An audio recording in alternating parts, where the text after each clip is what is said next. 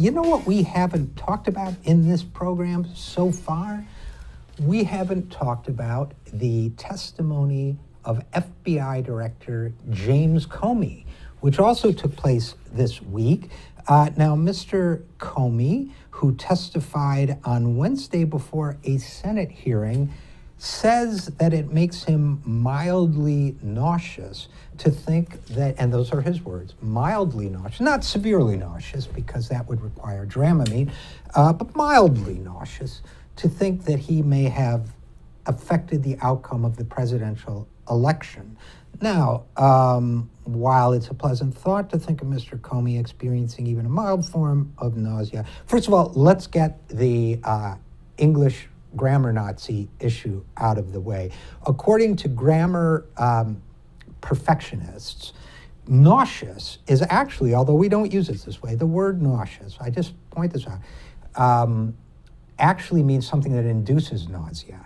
So, for example, the outcome of the election is nauseous because it makes people feel like throwing up. However, in popular usage, I'm going to go against the word experts here, and I'm going to say popular usage has changed the meaning of that word. Nauseous is now, based on popular usage, how you feel when something makes you feel like throwing up, which James Comey is not alone. Many of us feel nauseous when contemplating the outcome of this election. But let's talk about Comey himself and what he testified. First of all, you guys, if you are anything like regular listeners to the show, know that I'm all about staying on the Democrats from the top down for having been so bad at their jobs that a James Comey and or a WikiLeaks revelation could have thrown this election. This should not have been close. Donald Trump was the most unpopular presidential candidate in all recorded history. Even many of the people who voted for him clearly believed that he was not qualified for the job. There have now been at least 4 comprehensive polls that also show that economic uncertainty, despite the fact Democrats like to deny it, was a huge factor in many people's votes for Donald Trump. Overriding racism, yes, many racists voted for him.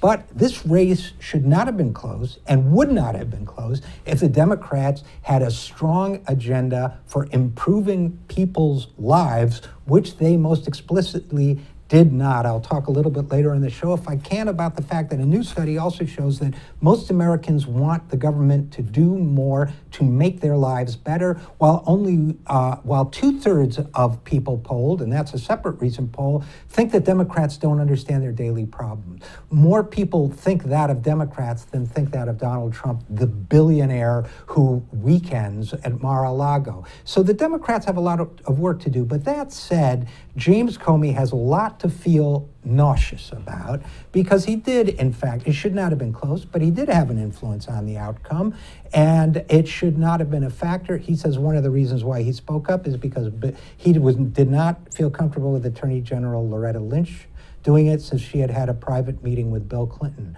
Look, that too was a stupid thing to do for both Clinton and Loretta Lynch. But there is no defending the fact. I actually think I get James Comey's logic in doing what he did, but there's no real way to excuse it. I understand that he had told the public that the Hillary Clinton investigation was closed. And by the way, I'm going to alienate a lot of Democrats by saying this, but she did mislead the public on the email issue by saying she had clearance from the State Department when she did not, and so on.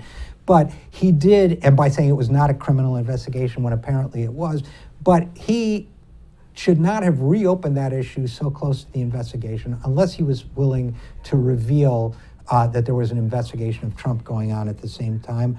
I think he made an honest miscalculation. I do not think he was trying to throw the election to one candidate or the other, but I think the rest of us have plenty to be nauseous about. The Democrats and Comey and the next 4 years.